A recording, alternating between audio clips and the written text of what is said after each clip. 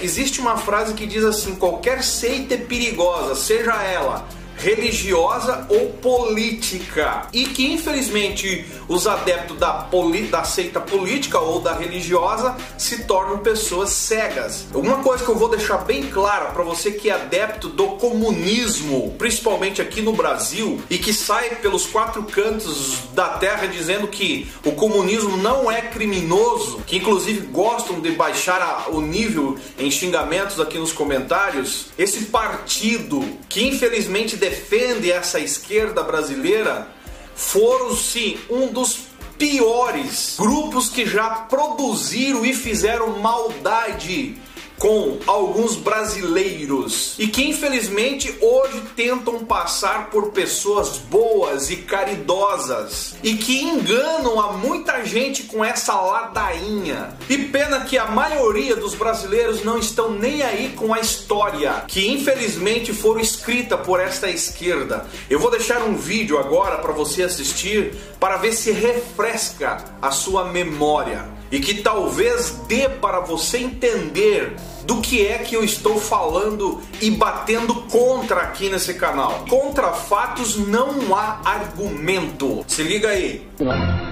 A face oculta da guerrilha brasileira. Acusados de traição, militantes políticos acabavam assassinados pelos próprios companheiros de partido. Eram os chamados justiçamentos, execuções determinadas em julgamentos sumários sem direito à defesa. Um homem que participava desses tribunais resolve contar suas histórias, casos de um passado doloroso que só agora vem à tona.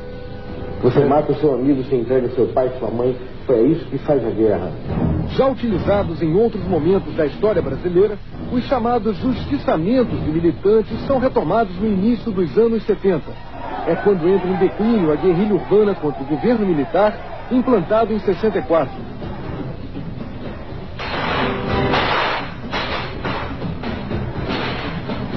O assassinato do ex-militante comunista Salatiel Teixeira Rolim, o chinês, foi provavelmente a última ação de justiçamento promovida por grupos guerrilheiros que atuaram no Brasil nas décadas de 60 e 70.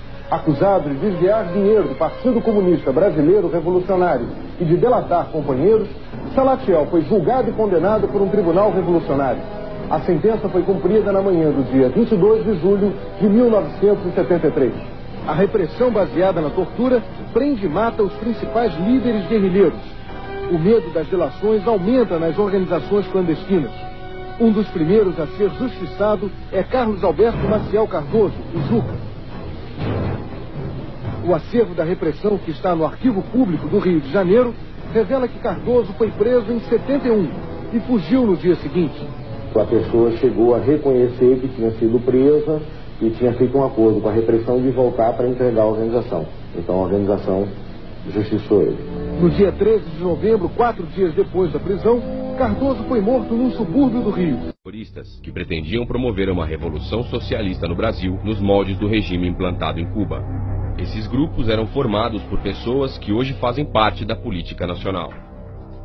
Entre eles, Dilma Havana Rousseff, integrante das organizações guerrilheiras Polop, Colina e VAR Palmares. Julho de 1968, Major Edward é assassinado com 10 tiros pelo Comando de Libertação Nacional após ser confundido com o captor de Che Guevara.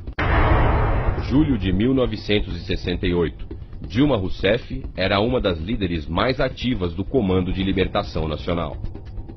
Qual o grau de envolvimento de Dilma nesse crime? A imprensa buscou obter essa informação, mas por determinação do Superior Tribunal Militar, o processo de Dilma, que antes era público, foi separado dos demais e trancado num cofre. Agora, véspera da eleição, o Brasil tem o direito de saber qual a participação de Dilma nesse e nos demais crimes de roubo, sequestro e assassinato. Não é possível que os brasileiros votem sem saber toda a verdade. São Paulo, terça-feira, 26 de junho de 1968. Um grupo de terroristas explode uma caminhoneta no QG do Exército em São Paulo. O bando utilizou 3 veículos, a caminhoneta, e mais 2 Fuscas.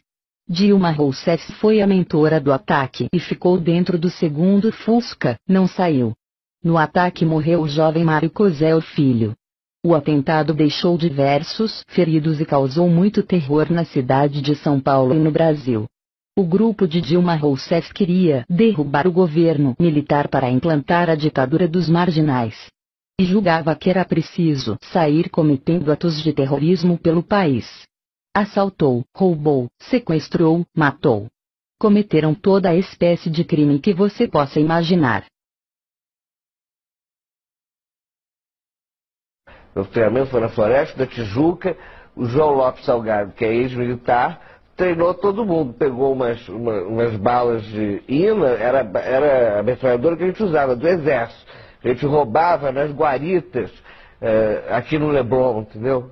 Bom, nós temos que fazer uma ação de propaganda armada que mobilize o povo, mostrar que é viável tomar em armas, desmoralizar um governo. Era o triunvirato, acabar o tratamento, fui para Cuba. Não sei quanto tempo, fiquei o treinamento todo e fiquei esperando lá o passaporte falso da organização para poder sair de Cuba. Aí acabou chegando o passaporte falso em Praga. Eu fui para Praga, troquei o passaporte cubano e peguei o brasileiro falso.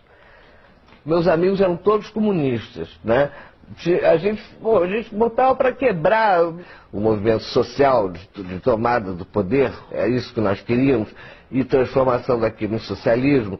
E que nós não éramos exatamente contra a ditadura, nós éramos contra a ditadura militar burguesa, mas nós éramos a favor da ditadura do proletariado. Isso ninguém diz, mas tem que dizer, faz parte da nossa história. Nós éramos bem esquerdistas dentro da organização, nós éramos bem esquerdistas.